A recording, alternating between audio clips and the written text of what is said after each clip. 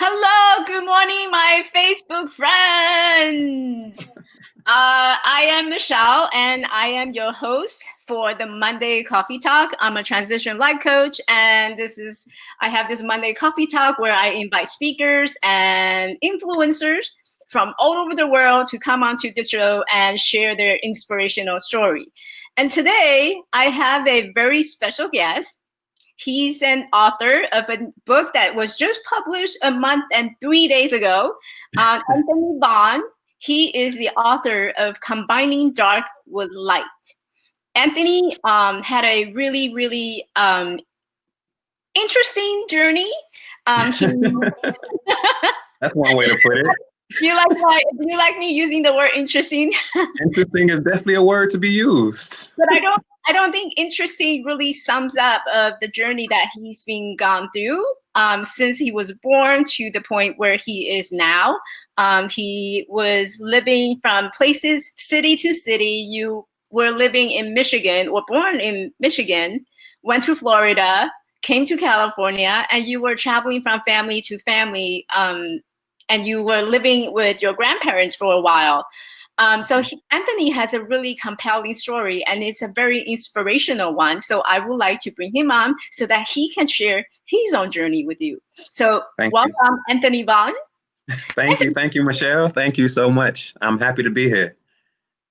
So why don't you tell us a little bit about who you are and what is it that you do? Yeah, the name of the book is Balancing Dark with Light. And I was born in a place called Waukegan, Illinois, and I was raised in Gary, Indiana. I'm a 30-year-old male. I've traveled the world, and I've gone through my fair share of struggles. I have all the battle wounds to show for it. And I'm just someone who wants to share this story with as many people as possible in hopes that people are able to actually, be inspired themselves to really overcome a lot of the different traumas and pains that I know that I've had, and I know that I'm still working through as we speak right now. So I'm just happy to be here and share that with as many people as possible. Mm-hmm. So I remember reading your book, and in the beginning of the chapters, you were describing your early childhood, and your mom had you when she was 14. Is that Yeah, correct? 16. 16. She lost her mother when she was 14 years old. And when she lost her mother, before then, even my grandfather was alcoholic. So it wasn't easy for her to live there. Her older sisters had already moved out, and my uncle had gone to the military. So at 16 years old is when she had me. And not too long after that, she met my stepfather. Where I have another 6 siblings from, as a matter of fact. I'm the oldest of 11, 3 of which I didn't meet until I was 22 years of age. So growing up, because my parents, they were on drugs themselves. So it was a challenge for me just growing up and writing about it, and now being able to talk about it is something that I really encourage as many people to do as possible, because it's helped me to be able to overcome. But the reason that I wrote this book was because I had to have a lot of responsibility starting from a young age. Like at 6, 7, 8, 9, 10 years of age, I had to change diapers. I had to make bottles. I had to get children ready for school. I had to give children baths, and I was a child myself. So I missed out. Actually, I missed out on a lot of childhood things. And the place that I grew up in was, the murder capital of the United States, time and time, year in and year out, as a matter of fact. I mean, I saw my first dead body when I was in the 3rd grade. It was from violence, of course. The places that I lived, one of the places I lived was the actual name was Fillmore Street, named after the president. But because it was so bad, it was nicknamed Killmore Street. And all of these different things I just tell in more detail in the book, so that people can actually get a feel for kind of who I am and And it even goes into detail about the things that were going on inside the household where I was whenever my parents would be, high on drugs and things like that. And the good news is that, my parents are people who I credit to, helping me to be where I am right now. So it's okay for people to feel however they feel, but I know that I've dealt with, those pains and those traumas and those resentments. And, I've forgiven myself, and I've also forgiven my parents. So I'm hoping that, this will be a healing process, not just for me, but for anybody who gets involved. Yeah. What was it like? What was it like to live in a environment where it's full of violence and full of, you're surrounded by drug abuse and also gangsters? Like, what was it like? Because you were only what, 11, I was 13 a years kid. old? Yeah, I exactly. mean, it's the place where I grew up. So because of that very reason, it was like home. It was normal. It was something that you just got up and did on a daily basis. You got up and you walk through gangbangers as you walking down the street to school, and you go to school, and you know, at that time I was making straight A's at the time, and for me, I didn't really get caught up in what was going on. I was like straight to school and back. Like that was my life, straight to school and back, which was it's kind of boring, but it was just how my life was. It's just how my life was. Mhm. So It's so interesting now how you brought up how you use the word normal to describe it, because I wrote a book and it's called Perfectly Normal, right? mhm, And the reason I chose that title was because a lot of our perception makes us think that certain things are just normal. And for you, as a kid, you look around you, there's drug abuse, there's violence, there's gun shooting, there's people dying on the street, and you see the dead body at 13 years old, and you're thinking that it's normal. But when right. in fact, when someone else outside of the community, outside of the society, looking at that whole picture, there's nothing normal about it. Right. So And think about it this way. There's many people who grew up the same way that I did, probably even worse than I did in a lot of cases. And, they and all of us, had to find a way to deal with it. All of us had to deal with the life that we had in front of us. And people outside looking in can always, I think now because of this book that has been written, they can see like a firsthand a firsthand explanation about how it was to grow up in a place like that, mhm, to grow up, with food stamps, to grow up, having to go to school after you was up all night because, your parents, were doing whatever they were doing, mhm, or because it was too many gunshots at nighttime. You couldn't really get any rests, but you still had to get up and go to school and do what you had to do. And live your life like a normal kid. Like that's not just me. That's just many different people. And I'm just someone who was able to have the opportunity to write a book about it, and hopefully in enough detail to where people can see, like, there's things that need to be done. I really want some light to be shown on where I'm from, because it's still not the best place, because we don't have the finances necessary. Even though we have a lot of really good people there, there's still not enough. We still have a lot to improve on. So that's one of my main reasons, is to shed light on where I'm from and to eventually go back and help build it up as much as I can. mhm. I think one of the thing that caught me in terms of what you were just saying is the light. What does that word, and it's also in the title of your book. So what Mhm. does the word light mean to you? So the word light is a way to be healed. It's the way to be healed from the darkness. But think of it this way. You wouldn't be able to have any light without any darkness. There would be no such thing as light if there wasn't any darkness. So just like you can have yang without the yin, you can have light without the dark. And that's why the name of the book is called Balancing Dark with Light, because you have to offset all the pains and traumas that we have inside of ourselves with that light, because it's not enough light being shown on those areas, because a lot of us, rightfully so, are extremely afraid to deal with the darkness that we have inside of ourselves. But the good news is that there is people doing it on a regular basis, and we just don't see it. As a matter of fact, as a whole, we see a lot of the darkness coming to the light right now. If we really pay attention to what's going on in politics and in other parts of the world, we see a lot of the darkness coming to the light, and it's all being balanced out. But it's painful as we all are going through ourselves on a macro scale. It's painful to go through all of this darkness, and also on just a micro scale, just within oneself, going through it will be very challenging, even as challenging, probably more challenging than the macro scale, as a matter of fact, because what's within is without. So all of us are going through this at the same time. Yeah, I love it. I love how you actually combine the darkness with the light, because a lot of us, think that, well, I just want to see something that's very happy, very joyful, but I don't want to deal with what's painful, and we're Good avoiding. luck. Right. We're avoiding what is painful, what is not pleasant, and so we keep pushing it back and we're pushing it out.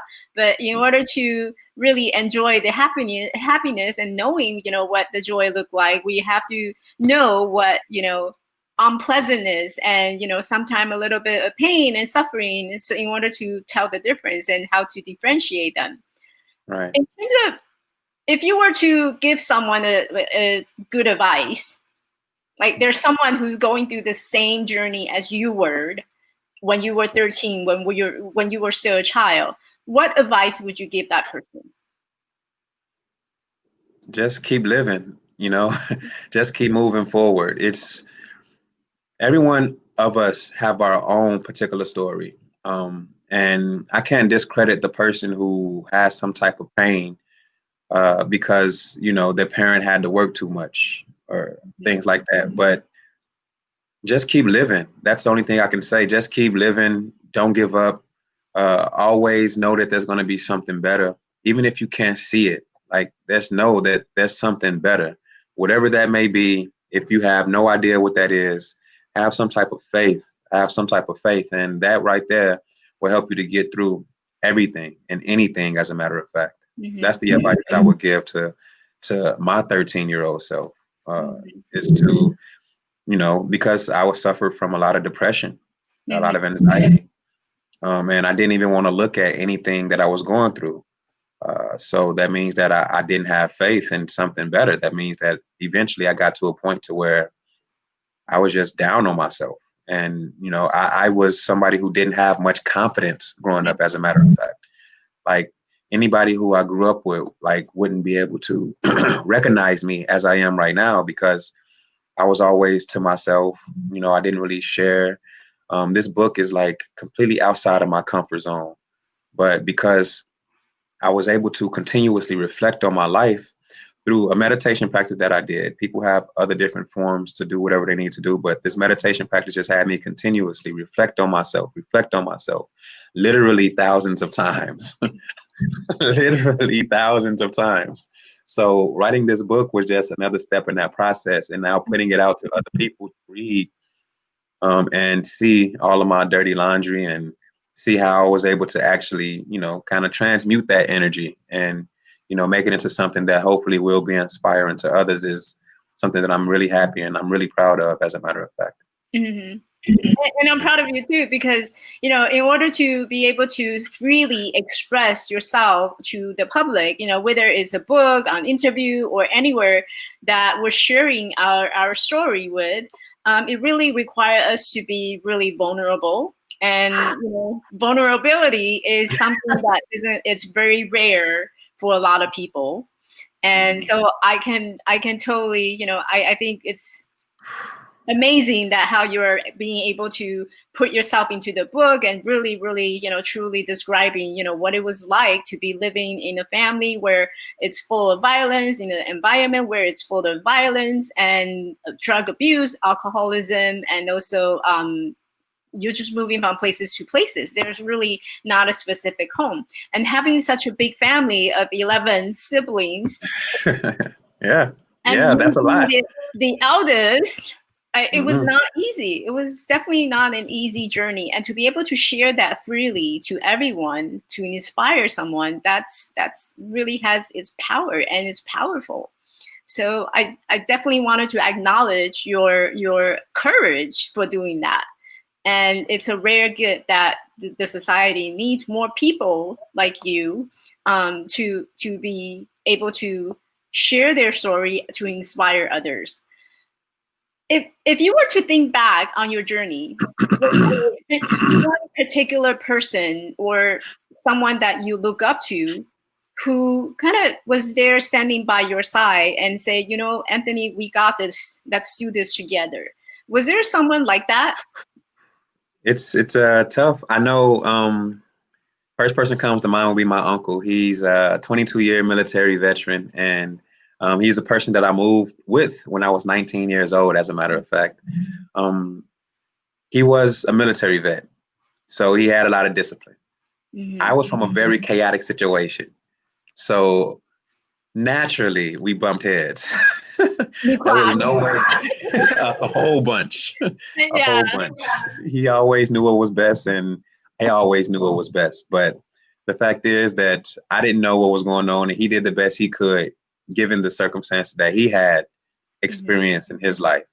So it was that would be somebody, and just the founder of the meditation that I did. I'm really appreciative to this person because without me being able to reflect on myself and things like that, I would have never been able to write this book. Actually, I would have never been able to appreciate my uncle like I do right now because I really didn't have any true appreciation for my uncle at that time, or even later on, as a matter of fact, because I was so caught up in my own little world. But being able to kind of break free from that allowed me to be able to say thank you, not just to him, but to any and everybody who I've ever come across, because they've all been a big part of my growth, a big part of my movement forward. So my mom, my dad, my grandfather, my stepfather, I didn't even meet my biological father until I was 22. And I met my other three siblings at that time, which I'm here visiting my brother from my dad right now in San Francisco because I've been traveling, and spreading the word about this book from LA, where I'm from, to San Diego, where my aunt is on my mom's side, and now I'm here in San Francisco. So it's a journey that I'm partaking in as with an entrepreneurial spirit. I love it. I love it. And all these people along the way of your journey and my journey too. I think in the beginning of my book, I dedicated to a lot of people along the way, whether it's good or bad, no matter what kind of experience they brought us, it was really important to be part of us, and this is who we are today, and it shaped us, helping us to be where we are today. So I love how you said, your uncle, your family, and your friends, and everybody. You just wanted to everybody. Yeah. Anybody who I've ever come across within these 34 years, thank you. You too, Michelle. Thank you. I'm really glad to be part of your journey on this early stage, right? This is like the very early stage. Yeah, yes. the book. Well, I hope you come back, to my show like a couple of months down the road when you're like on big television and you'll remember. Oh yeah, I remember Michelle. Michelle, gave me an opportunity to be on her Facebook Live. Right. And it was an opportunity that I appreciated so much because I knew that it was going to allow me to be able to share something that I really deeply care about. So, yes, I'm going to remember the whole process, and maybe it'll be good for book number 2. It will be book number 2. Yeah, journey continues. Right? You're going to say something about me. The journey continues. Yes, the journey to be continued. Anthony, if you were to describe your future in just 3 words, I know you're a writer, you're an author, and been there, done that, and I know you can write. But if you were to just describe it with 3 words, what are those 3 words? Lost and found. Wow. Lost and found. And found. Hmm. What have you lost? I lost myself. I lost who I really was. I lost the thoughts of myself. I just lost me, period. And now I feel like I'm found. I'm much more found than I've ever been before in my life. Mm-hmm. And that's I think what we all are searching for is to find ourself, find our true self. Mm-hmm. What does that look like, the true self to you? Like who's Anthony in that true self? It's so many layers. Like it can't be named. As a matter of fact, it can't be put into any type of box whatsoever. It's Mhm. much bigger than what we all, can accredit it to. As a matter of fact, but that's the true self. The true self is eternal. As a matter of fact, Oh the true wow. self. The true self never ends, even after this body no longer exists. But being able to find that true self with this body is something that is very important to do. Yeah, very That's important to do. I, Thank I you. I usually think of it as we're all energy, right? We're all this source of energy that just keep expanding. And the Hmm. true self is really in that origin of the energy that will just keep expanding. There's no outer limit, there's no limit at all. We're Right. just expansion in all different direction and as much as you can in this lifetime. So Hmm. I love how you explain that true self. When you think Yeah. about that true self and that the fact you're constantly expanding and learning and processing, Hmm. what feelings do you have? A lot of feelings, a lot A of lot of emotions, feelings. a lot of thoughts. Yeah, there's so much that comes along with doing that because you over and over again find out who you are not, and who you are continuously shows itself to you as you find out who you are not. So these thoughts, these emotions, these feelings that we have Mhm. are only this long. But the thing is, we hold on to them. We hold on to them and we grasp them with dear life, as a matter of fact. But Mhm. it's something that should be just let go continuously over and over and over again. Mhm. To become limitless, 100%. to become invincible, 100%. right? Nothing. Exactly. Yeah. Nothing holding us back, and we're just. Nothing, not in a sense of you don't exist at all, but Uh-huh. nothing in a sense that it's all connected. It's I love all that. connected. Yeah. So where do you see yourself in the future? Like, what's your next step?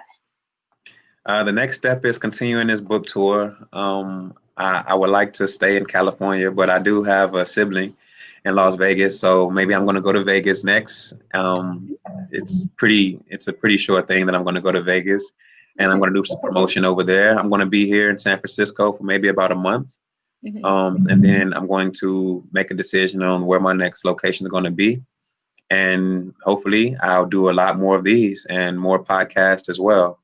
Mhm. So I'm looking forward to the things to come. So I'm looking forward to promoting this book on this book tour and interviews. That's what's happening in the near future. I love that. Why don't you tell us what's your the title of your book and how can we order a copy? Yeah. The name of the book is called Balancing Dark with Light: A Journey from Ghetto to God, and you can find that on Amazon, on paperback and ebook. I'm still figuring out how I'm going to do the audio book. But as it stands right now, it's on Amazon, on paperback, and on ebook. And the name of it, once again, is called Balancing Dark with Light: A Journey from Ghetto to God. And God isn't any religion or anything like that. It's something that you'll be able to see what I'm talking about when you purchase the book. I love it. I don't call God God. I call God the universe. Mm. So Mm-hmm. the universe is within me. It's within Mm-hmm. you. It's within Uh-huh. everyone. Uh-huh, uh-huh. And that name could be interchanged. And also, a journey from ghetto to universe wouldn't have worked as well as a journey from ghetto to God. It doesn't sound good, as good. Yeah. So I wanted to make sure that it has some type of resonance to a lot of different people, and hopefully, it doesn't, deter people because the name God was used. Hopefully, it brings more people in to just figure out like from ghetto to God, what does that even mean? And you'll realize that it's something that, is a mind state. Being ghetto or being whatever is a mind state. Being God and everything is also a mind state. So if all of us could, just cleanse our mind and let go, then we'll be able to understand, exactly where I'm coming from. Yeah. Yeah. You know what, the word immediately came to my mind when you said from ghetto to God is you a badass. What? Yeah, you're a badass, right? Yeah.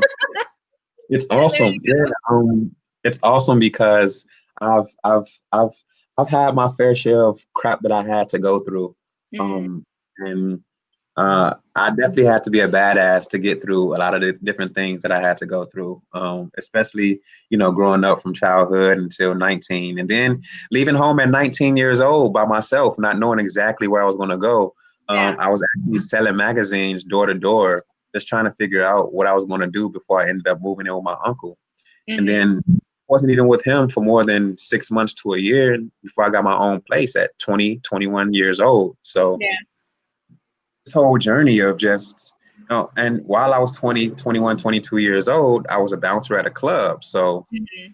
imagine being that young, coming from that much chaos inside of a club. So I had to be a badass there too, in a lot of different in a lot of different ways. And it just seemed like it was always something after another. So it was after I was there in Florida for a while, I ended up living in Houston for a while. Mm-hmm. Um, and I stayed with my uncle for a little while after that because I had a breakup with someone who said they were pregnant with my baby at the time, which is also in the book. And I ended up leaving and going to Houston, and I became an EMT on an ambulance for 4 years while I was out there. Mm-hmm. So that has a lot of really touching stories Yeah. about a cancer patient who was about 5, 6 years old, who I built a really strong connection with, who I still have the letter from to this day, and that was over 6 years ago. Mm-hmm. Um, how I had to take care of many geriatric patients and things like that, and really get as much wisdom from them as possible, and really see, like, some relationships of husband and wife that had been around for 50, 60, 70 years, which was Right. inspiring to me at that time because I never could have fathomed, having Mm-hmm. a relationship, because I always pushed people away, more so than drew them in, as a matter of fact. Yeah. And then, leaving there and having a journey in Korea. I was in Korea for 4 months. That's also in the book. And Yeah. being like the only English speaking person there and feeling like a fish out of water Uh-huh. or a fish bowl with everybody just looking at me. Yeah. It was very overwhelming, and Yeah. it has its own fair share of bad assness that I had to Uh-huh. persevere and get through, until, recently, when I met like a good friend of mine, who was very successful real estate agent, who invited me to a party in Beverly Hills, and while I was working at a Chinese restaurant Mm-hmm. after being MIA for 5 years because I was a meditation instructor who went out and met people and gave seminars and guided people through meditations and things like that. I did Mm-hmm. that for 5 years. So I was pretty much under the radar. No one really knew what was going on with me.